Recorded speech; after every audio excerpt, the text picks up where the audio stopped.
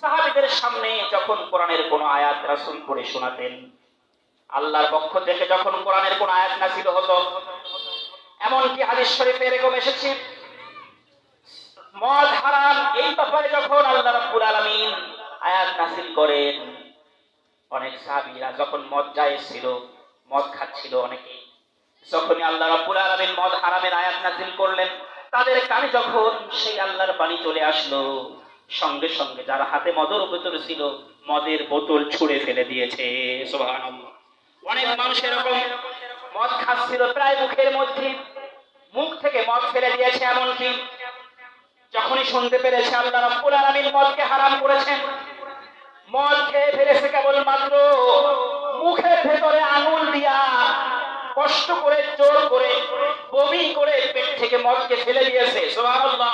সুবহানাল্লাহ। সাহাবীরা আমল করেছেন কেমন? সামি'না ওয়া আতা'না, শুনছেন সঙ্গে সঙ্গে মেনে নিয়েছেন। সুবহানাল্লাহ।